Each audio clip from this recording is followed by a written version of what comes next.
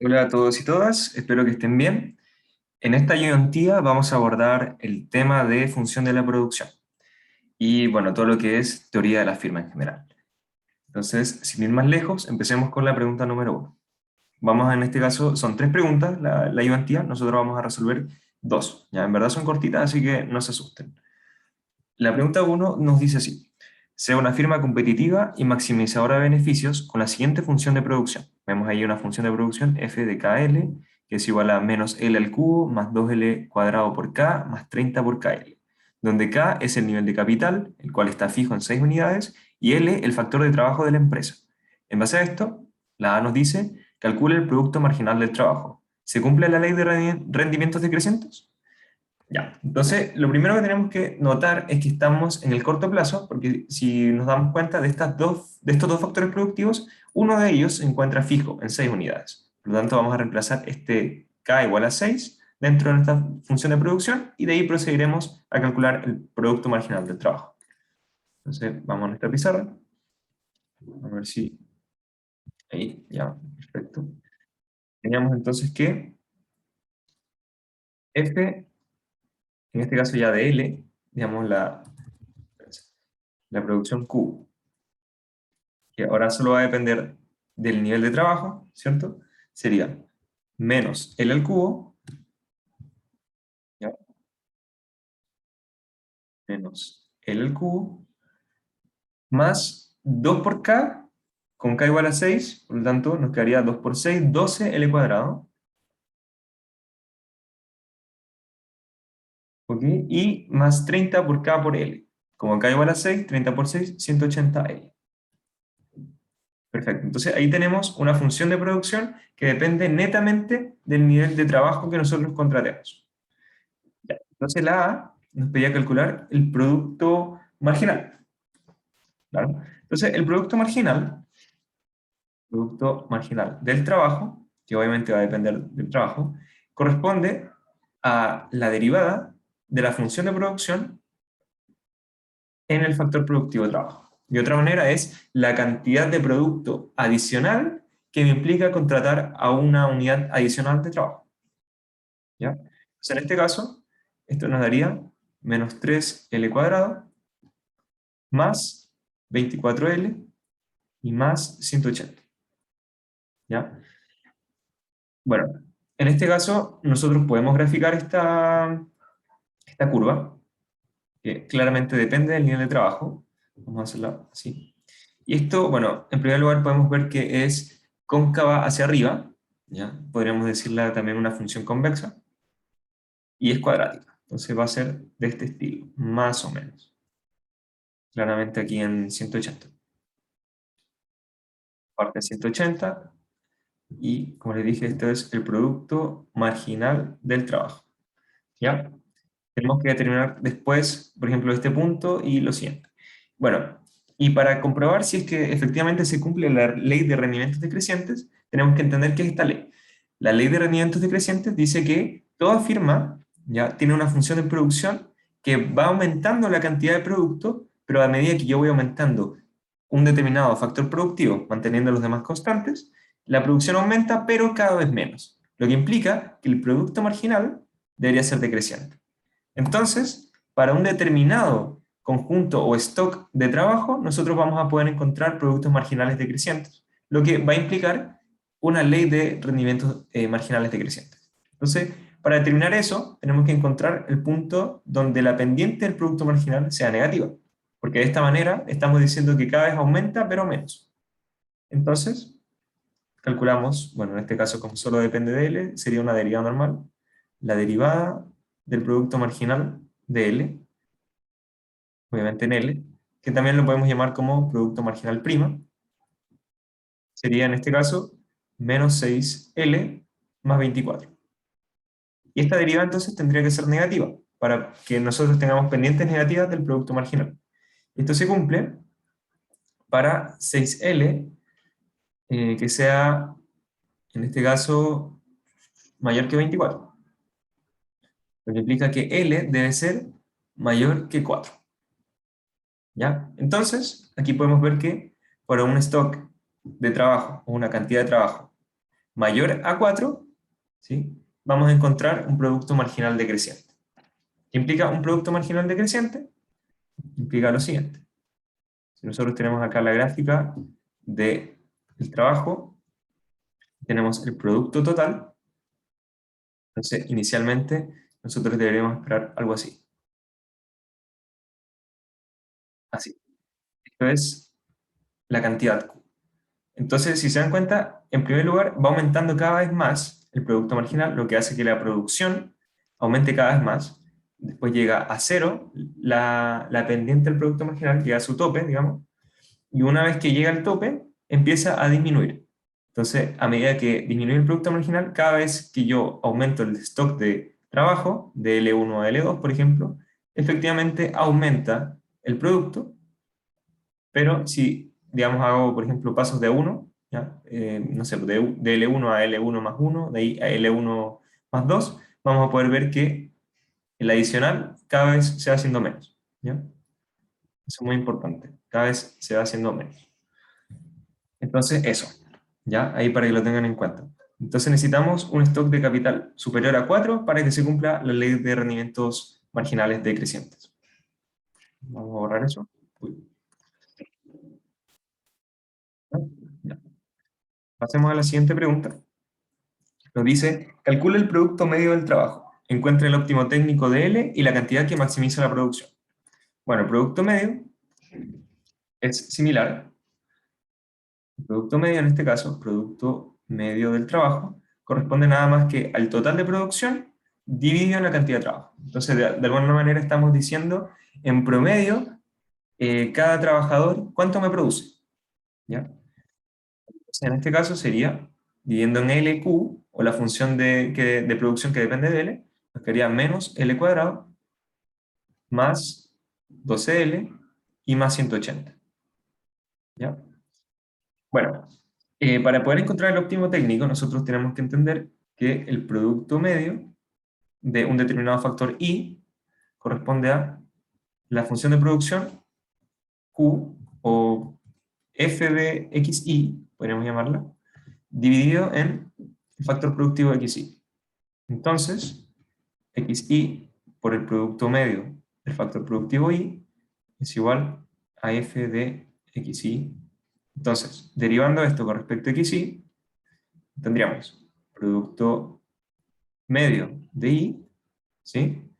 Más xi por la derivada del producto medio de i en xi, vamos a llamarla producto medio i prima, y eso es igual a la derivada de f en xi, que si ustedes se acuerdan, corresponde al producto marginal.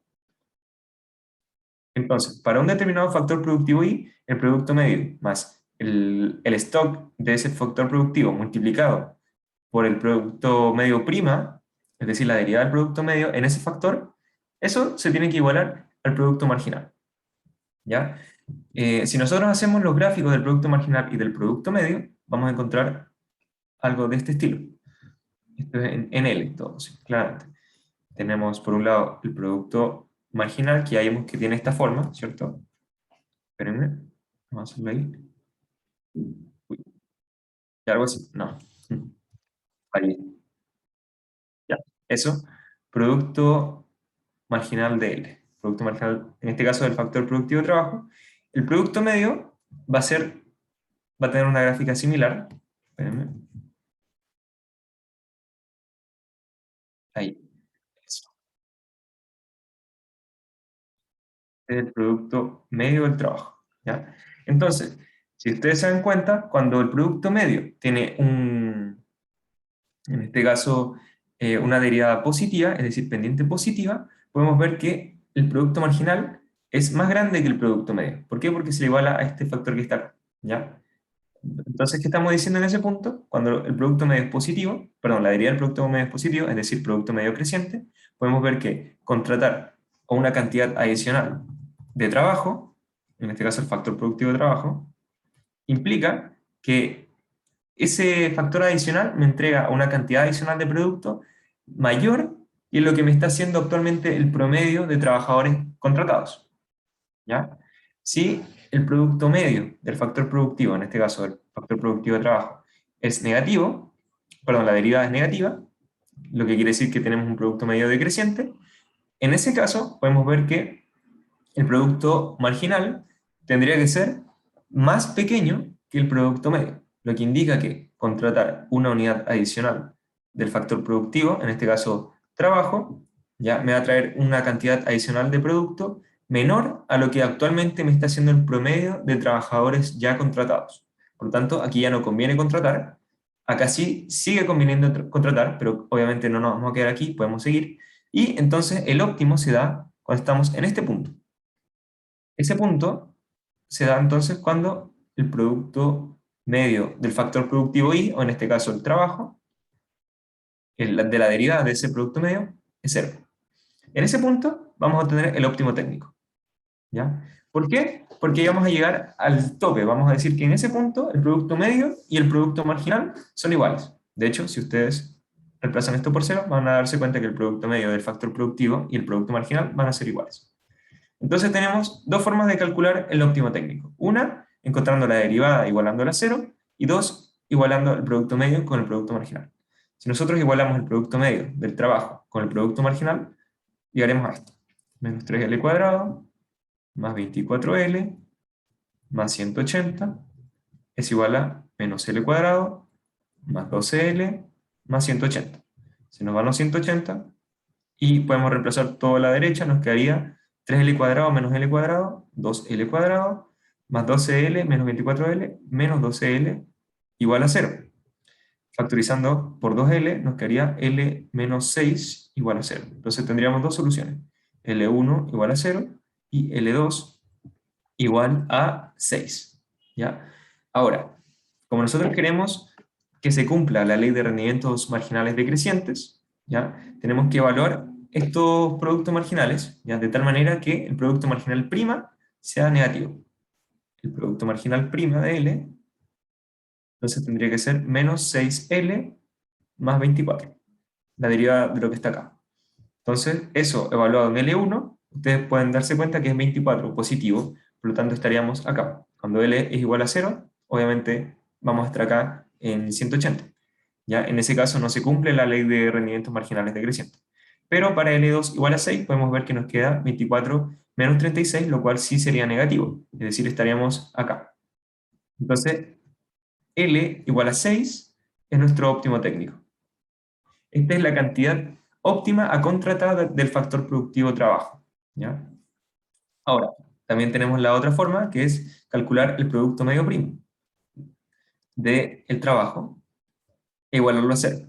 Producto medio prima, entonces nos daría menos 2L más 12.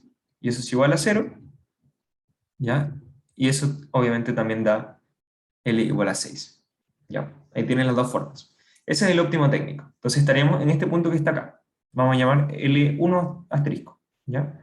Ahora, si yo bien recuerdo, nos piden encontrar la cantidad que maximiza la producción. Entonces, la cantidad que maximiza la producción se dará cuando el producto marginal del trabajo sea igual a cero.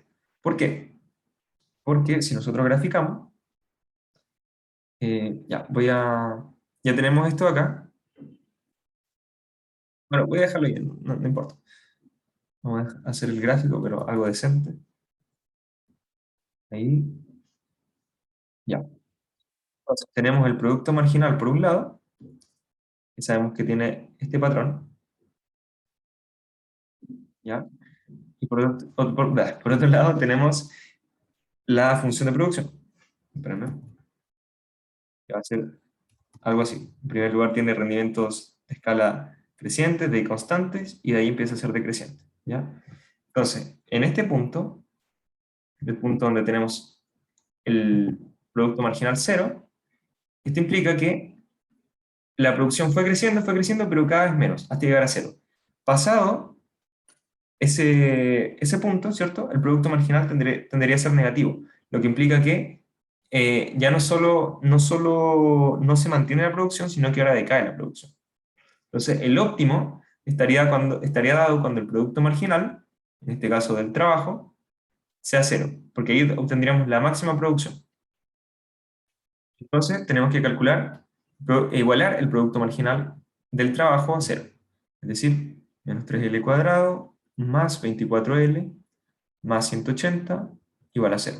¿Ya? A mí me gusta trabajar con lo siguiente. 3L al cuadrado menos 24 menos 180 igual a 0. ¿Ya? Entonces L tendría que ser 24 más menos, bueno, ahí acuérdense, raíz cuadrada, perdón, menos b más menos raíz cuadrada de b cuadrado menos 4ac partido en 2a. Entonces, raíz cuadrada de 24 al cuadrado nos daría 576 más 4, o bueno, menos 4 por 3 por menos 180. Es decir, 4 por 3 por 180. Eso me da, bueno, y sumado con 24 al cuadrado, que es 576, me da 2736. Así tenemos eso. La raíz de 2736 es 52,30, para que lo tengan en cuenta. Y dividido en 2a, que sería 2 por 3, 6. Como esta raíz es 52, ¿ya? Si nosotros tomáramos el menos, nos quedaría 24 menos 52, lo cual es negativo. A nosotros no nos sirve que sea negativo, ¿ya? Por lo tanto, tenemos que considerar únicamente los stocks de capital no negativos, ya sea positivo o cero. Entonces, en este caso, consideramos únicamente el más. ¿Ya? Entonces, la raíz de eso, que es 52,31 aproximadamente, más 24, dividido en 6, nos da 12, voy a ponerlo de manera aproximada, 12,72. ¿Ya? Entonces podríamos decir que aproximándolo, obviamente, a 12, con un stock de capital de 12, llegaremos a la máxima producción posible, considerando obviamente que estamos viendo unidades enteras. Ya también podría ser factor trabajo como horas o minutos quizá, y ahí sí podríamos considerar, digamos, decimales. ¿Ya? Pero en este caso, si consideráramos como únicamente la variable entera, sin la relajación del problema, encontraríamos como un máximo aproximado, dado la naturaleza de la variable trabajo, ¿ya? Pero en teoría eso es la cantidad que maximiza mi producción, y por otro lado tenemos acá la cantidad óptima de contratación del trabajo, ¿ya? Este es el óptimo técnico y esta es la cantidad que maximiza la producción. ¿Ok? Creo que ahí estamos. Estamos con la pregunta 1, ¿ya? Ahora vamos a pasar a la pregunta 2, que se ve un poquito más larga, pero no es tan difícil. Ya, entonces nos dice, sea la siguiente función de producción dependiente del nivel de capital y del trabajo, K y L respectivamente, donde Q es igual a K elevado a 2 tercios por L elevado a 1 tercio. Nos dice, encuentra la tasa de sustitución técnica e interprete. Entonces vamos a nuestra pizarra, vamos a borrar todo, y vamos allá. Nos dijeron que teníamos una función de producción K, que claramente es igual a K elevado a 2 tercios por L elevado a 1 tercio. ¿Sí? Voy a comprobar. K elevado a 2 tercios por L elevado a 1 tercio. Y nos dicen que encontremos la tasa de sustitución técnica. La tasa de sustitución técnica, vamos a ponerle A, no es nada más que un costo de oportunidad. Menos, podríamos poner, por ejemplo, dL en dK. ¿Ya? ¿Cuántas unidades, ya, del factor productivo L yo estoy dispuesto a dejar de utilizar para contratar tantas unidades marginales del factor productivo K, capital? ¿Ya? Esto, si ustedes se acuerdan, por teorema de la función implícita, corresponde a la derivada de la función de producción con respecto a Q, dividido en la derivada de la función de producción con respecto a L. Y estas derivadas, por lo que vimos en el ejercicio anterior, corresponden a el producto marginal del capital dividido en el producto marginal del trabajo. ¿Ya? Ustedes también podrían calcularlo de la otra manera, que sería menos de K en DL. ¿Ya? Y ahí ustedes llegarían a el producto marginal del trabajo dividido en el producto marginal del capital. En verdad no importa mucho eso, ¿ya? Sino más cómo utilizarlo, pero tienen que entender que esto es la tasa de sustitución técnica y, como les dije, es un costo de oportunidad, ¿ya? En este caso, si nosotros obtuviéramos la de arriba, ¿cierto? Sería como el costo de oportunidad del capital. Aquí ponemos K, por ejemplo, acá arriba L, y vamos a graficar la isocuanta. La isocuanta refleja todas las combinaciones de producción que se pueden hacer de un nivel determinado Q con los factores productivos K y L. Entonces esto sería Q, por ejemplo, igual a K elevado a 2 tercios por L elevado a 1 tercio. todas las combinaciones que den una cantidad Q es una isocuanta, ¿ya? O mejor dicho, la curva que une todas las combinaciones posibles de K y L que den como una función, o sea, que procesados a través de la función den una cantidad Q de unidades de producto, eso es la isocuanta. Y la tasa de sustitución técnica, como ustedes ya se imaginan, corresponde nada más que al valor absoluto de la pendiente, ¿ya? De igual manera que en teoría del consumidor, la tasa de sustitución técnica pasa de infinito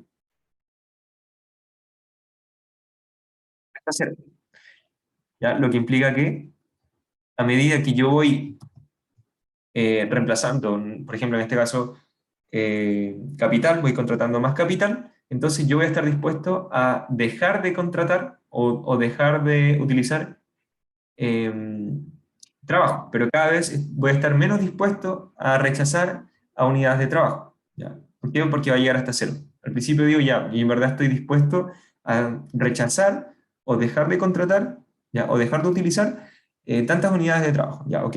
Pero a medida que voy consumiendo o contratando más unidades de capital, cada vez me veo menos dispuesto a dejar de utilizar el trabajo, ¿ya? Lo que está diciendo que cada vez se valora más el trabajo y menos el capital. Entonces tenemos eso, ya. Acuérdense, nosotros vamos a utilizar ahora, está acá arriba, esto que está acá arriba, DLN de K. Igual lo voy a dejar ahí para que no se confundan después. Vamos a borrar esto, sí. Bueno, entonces eso es la tasa de sustitución técnica. Sigamos a la siguiente pregunta. El inciso B nos dice, encuentre los rendimientos de escala de esta función de producción e interprete. Los rendimientos de escala son muy parecidos a lo que nosotros vimos como funciones o el grado de las funciones homogéneas, ¿ya? Entonces, en este caso, si nosotros tenemos una función f, ¿ya? Que es homogénea de grado k, si k es igual a 1, entonces hablamos de rendimientos constantes de escala, ¿ya?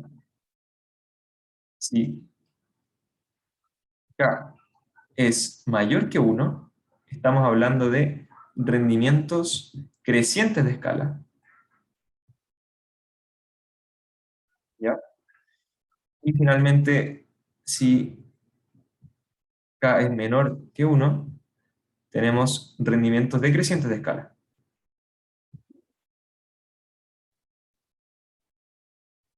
¿Qué quiere decir esto?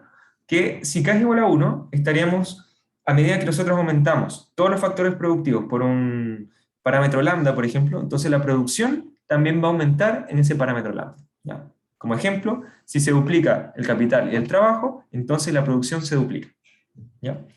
Tenemos también los rendimientos crecientes, que nos dice que si nosotros amplificamos todos los factores productivos, entonces la función de producción, o la producción, mejor dicho, aumenta en una cantidad mayor, ¿ya? Porque claramente tenemos, acuérdense que esto es f de tx, como el vector x, va a ser igual a t elevado a k, ¿sí? De f de x. Entonces, si k es mayor que 1, claramente, no sé, pues si nosotros duplicamos todos nuestros factores productivos, k es igual a 2, entonces la producción se cuadriplica, no se duplica, ¿ya? Y el símil es, digamos, para un k menor que 1, que tendríamos rendimientos decrecientes. Si duplicamos todos los factores productivos, la producción no se duplica, sino que crece, pero a un ritmo menor, ¿ya? Entonces, eso tenemos que tenerlo en cuenta.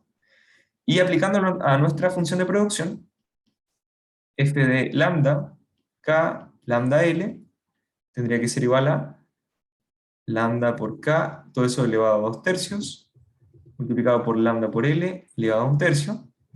Ya sacando los lambda nos quedaría lambda elevado a 2 tercios por lambda elevado a 1 tercio, por k elevado a 2 tercios, por L elevado a 1 tercio. Eso es lo mismo que lambda elevado a 2 tercios más 1 tercio, que es 1, multiplicado por k elevado a 2 tercios, por L elevado a 1 tercio, lo cual es lo mismo que lambda elevado a 1 por la función de producción que depende de k y l, ¿ya? Entonces, esto es una función homogénea de grado 1, pero en el ámbito de la teoría de la firma y de la función de producción, nosotros llamamos esta propiedad como rendimientos de escala constantes, ¿ya? Entonces, a medida que nosotros aumentamos todos los factores productivos por un parámetro lambda, la producción también crece en lambda. Entonces ahí vemos que presenta rendimientos constantes de escala, o rendimientos de escala constante. Bueno, después nos dice, encuentre la elasticidad producto del trabajo e interprete.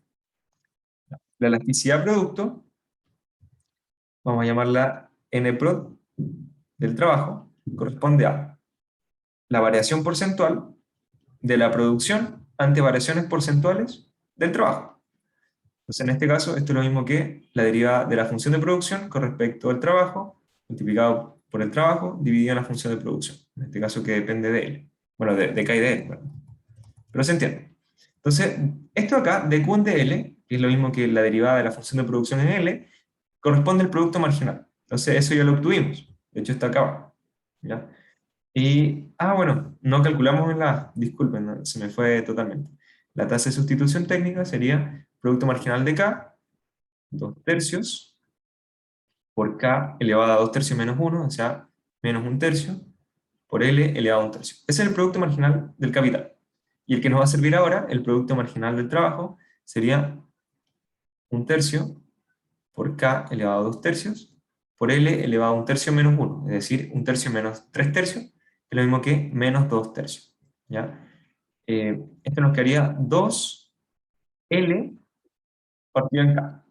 Esa es la tasa de sustitución técnica, para que lo tengan en cuenta. Ya, ahora sí. De Q en dl, como les dije, corresponde al producto marginal del trabajo, es decir, lo que está acá abajo. ¿Ya? 1 tercio de K elevado a 2 tercios por L elevado a menos 2 tercios, multiplicado por L y dividido en la cantidad Q, que sería la función de producción.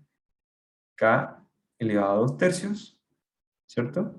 Por L elevado a 1 tercio. ¿Ya? Este L elevado a menos 2 tercios pasa para abajo, se multiplica con el L que está acá abajo, nos queda L al final, L elevado a 1, y se iría con este L que está acá. Lo mismo acá, y obtendríamos finalmente que la elasticidad producto es de 1 tercio. ¿Cómo interpretamos esto?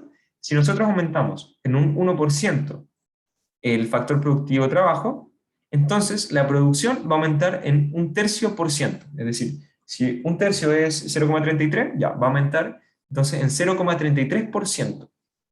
¿Ya? Eso. Si hubiera dado, por ejemplo, 5, a medida que aumenta la producción perdón, la contratación de trabajo en un 1%, la producción hubiera aumentado un 5%, y así. Y claramente si disminuye lo mismo, si disminuye, como la relación es positiva, si la contratación de trabajo disminuye en un 1%, la cantidad de producto va a disminuir en 1 tercio por ciento. Ahora, encuentre la elasticidad escala de la firma. La elasticidad escala, la vamos a anotar acá abajo, vamos a llamarla como eta lambda, corresponde a la variación porcentual de la función de producción una vez alteradas todas las variables, en este caso capital y trabajo, por factor lambda, ante variaciones de ese mismo factor lambda, al cual yo estoy variando. Entonces, miren, en el caso C, lo que nosotros estamos haciendo es alterar un solo factor productivo, manteniendo el otro factor productivo, en este caso capital, fijo. En este caso acá vamos a alterar todos los factores productivos a la misma tasa, y queremos ver cómo eso impacta en nuestra función de producción. Esto es df de lambda k, lambda l, en d lambda, ¿sí? Multiplicado por lambda y partido en f de lambda k, lambda l. Acuérdense que en este caso, como presentaban rendimientos constantes de escala, f de lambda k lambda l es igual a lambda por f de kl. Entonces vamos a reemplazar eso ahí. Bueno, en primer lugar lo derivamos, nos quedaría f de kl multiplicado por lambda, y dividir en f de lambda k lambda l, que sería esto que está arriba. Lambda por f de k l.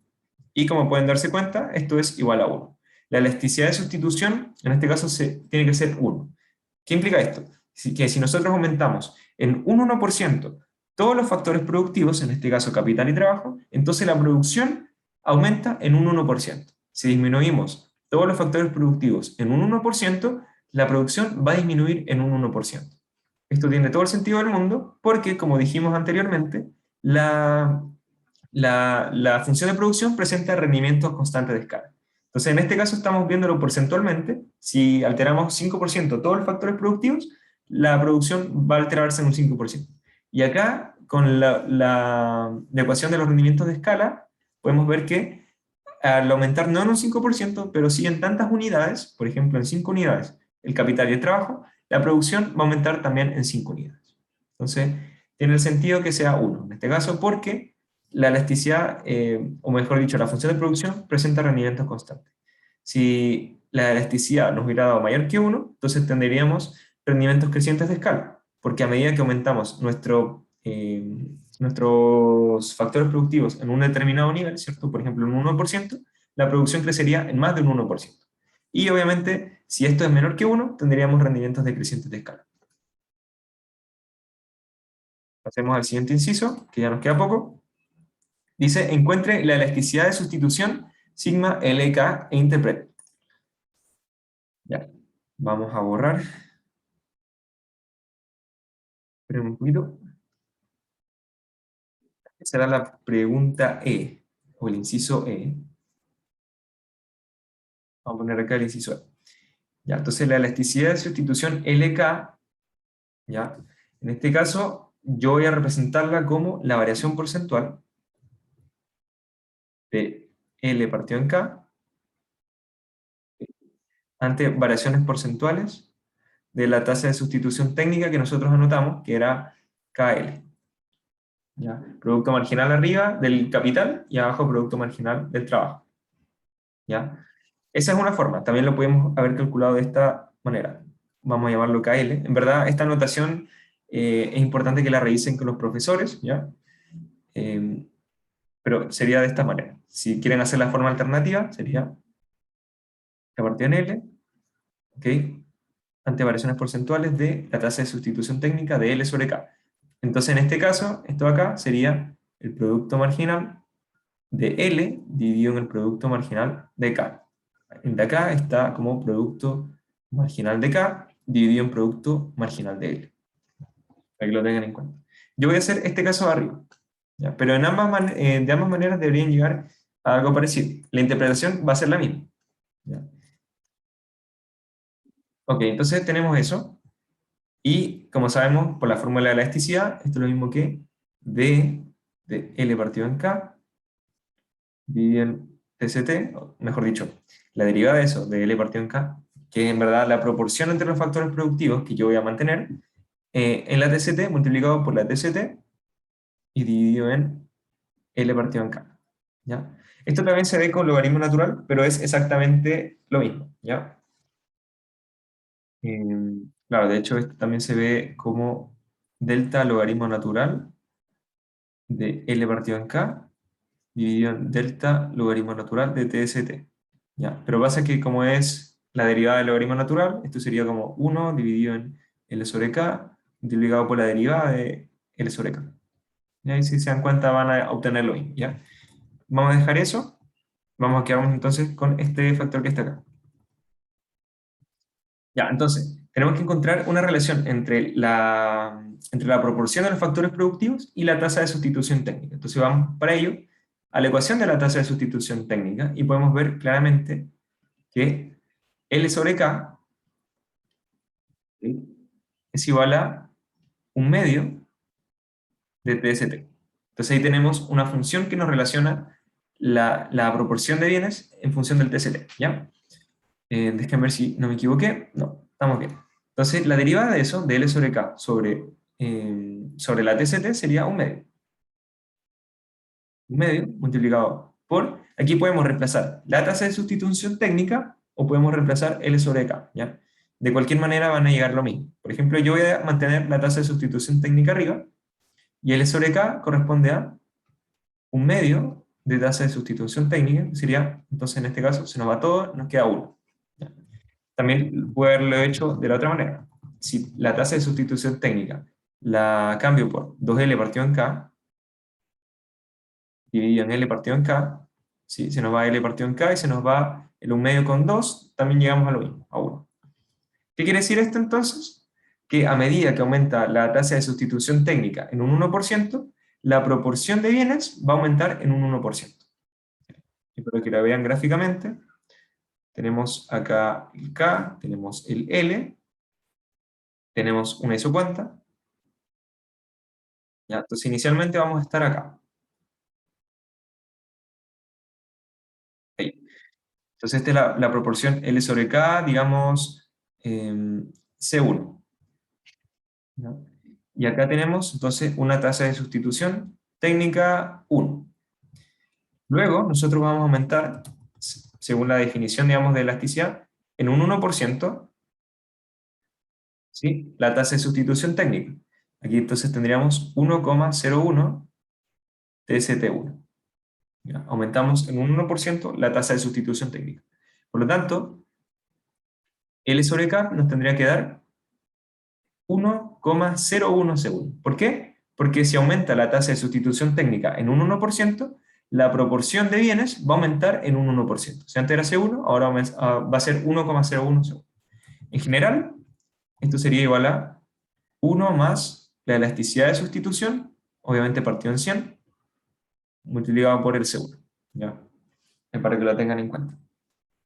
Pero esa es la interpretación de la elasticidad de sustitución. ¿Ya?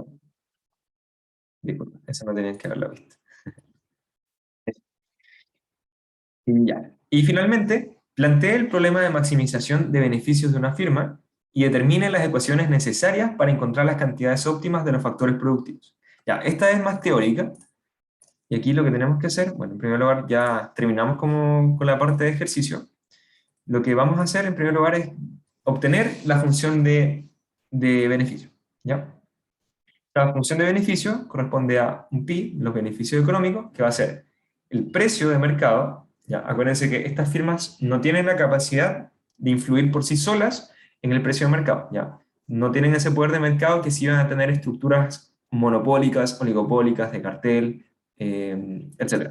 Y que eso lo vamos a ver en otro curso, en organización industrial. En nuestro caso, en competencia perfecta, ¿cierto? No se tiene el poder de mercado y es la regulación, digamos, mejor dicho, en la interacción libre entre los oferentes y los demandantes, lo que hace que se determine este precio. ¿Ya? Entonces, este precio, en competencia perfecta, es un factor exógeno.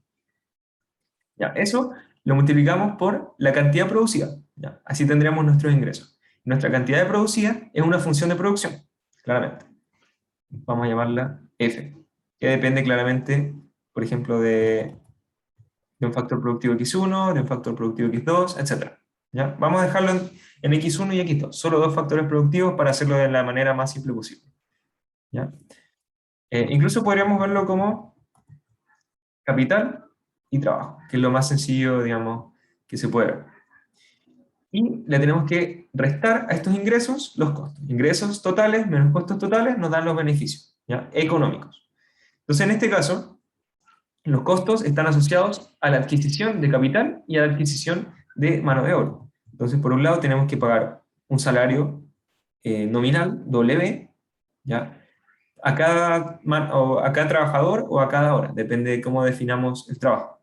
Entonces, ahí tenemos el costo total del trabajo y tenemos que considerar el costo total del capital, ¿ya? Usualmente esto se conoce como precio de alquiler, ¿ya? Ok, entonces tenemos el costo total. Tenemos el ingreso total, dado que yo vendo una cantidad determinada Q, que es igual a una función de producción, ¿ya?, multiplicado por el precio unitario. Entonces ahí tenemos el ingreso total, y a eso le restamos los costos del trabajo y los costos del capital. Entonces esta es nuestra función de beneficios. Y ahora, para poder maximizar estos beneficios, tenemos que derivar en L y en K, para encontrar L y K. Entonces, derivando con respecto a L, obtendríamos P por la derivada de F respecto a L menos W igual a 0. Esto implica que P por la derivada de F con respecto a L, que es nada más que el producto marginal del trabajo, sea igual a L. Y esto implica que el producto marginal del trabajo es igual al salario real. Es decir, el salario nominal que recibe un trabajador ajustado por el nivel de precios. ¿Ya? Eso va a ser muy importante, no solo ahora, sino que más adelante en otros cursos como macroeconomía, ¿ya? Porque lo que está diciendo aquí es que en vez de pagarnos en dólares o en unidades monetarias, nos están pagando en bienes. ¿Ya? Podemos verlo así, por ejemplo, si, no sé, si nos pagan $10 la hora, ¿ok?, y nosotros sabemos que el precio de un producto es $5, ¿ya? Entonces, por hora, lo que nosotros estamos recibiendo de alguna manera, si nosotros como que utilizáramos todo ese salario nominal en comprar los bienes de nuestra misma empresa, sería igual a 2 unidades de esos productos. De alguna manera, con lo que yo trabajo por hora, yo puedo conseguirme 2 unidades del producto que la misma firma está produciendo. Entonces, se ve en términos de bienes y servicios más que en bienes monetarios. Entonces, ahí tenemos eso. Por un lado, si igual a esto, ¿ya? Que podemos ver aquí entonces que, bueno, esta ecuación se queda mucho más clara. El ingreso marginal que nos trae un trabajador adicional se iguala al costo marginal que nos trae un trabajador adicional. Claramente, cuando vamos a contratar a un trabajador adicional, nos va a producir una cantidad Q adicional o marginal, y si multiplicamos eso por el precio, nos trae un ingreso adicional. Pero, como nosotros lo contratamos, tenemos que también pagarle, en este caso el salario nominal. Por lo tanto, esto aquí es el costo marginal, ¿ya? Por cada con trabajo o trabajador que yo contrate, tengo que pagar una cantidad adicional W. Entonces ahí tenemos una igualación entre el ingreso marginal, ¿ya? Y el costo marginal de la empresa. En este caso, aplicado únicamente al factor productivo de trabajo. Entonces, eso es importante, ¿ya? ¿Por qué? Porque si el precio por el producto marginal fuera mayor que W, estamos diciendo que conviene seguir contratando. ¿Por qué? Porque contratar una cantidad adicional de trabajo implica ingresos mayores que los costos. Entonces, claramente, nosotros podemos seguir aumentando ya nuestro ingreso marginal hasta que es igual al costo marginal. En ese punto ya nosotros habremos llegado a nuestro óptimo. Eso es por un lado. Y por otro lado, tenemos que derivar con respecto al capital, ¿sí? Entonces ahí nos quedaría P por dF en dK menos R igual a 0. Lo que implica que el precio por el producto marginal del capital sea igual a R. Y aquí estamos diciendo que el ingreso marginal que nos trae una unidad adicional de capital se iguala al costo marginal de contratar una unidad adicional, que sería el precio de alquiler. Y de otra manera, el producto marginal del capital se iguala al precio de alquiler real, ¿okay?, del capital. ¿Ya? Aquí podríamos ver cuánto nos cuesta en términos de unidades producidas contratar a una unidad adicional de capital, ¿ya? Entonces ahí tendríamos las ecuaciones que nos permiten encontrar las cantidades óptimas de trabajo y de capital. Obviamente, si nosotros tenemos más variables, tenemos que seguir derivando en todas las variables de la función de producción. Así que eso, chicos y chicas, eso fue la parte uno, digamos, que son las preguntas 1 y la pregunta 2 de esta ayudantía. La pregunta 3 vamos a considerar ya lo que es todo minimización de costos, dado entonces una función de producción, lo cual nos va a servir mucho de aquí en adelante. Espero que se haya entendido todo. Si tienen alguna duda, recuerden que los ayudantes estamos siempre disponibles a través de los foros, ¿ya? Y si no, también van a poder hacer sus preguntas y consultas en el horario de ayudantía de la siguiente semana. Espero que estén muy bien, que tengan un buen fin de semana y que descansen bastante. Nos vemos.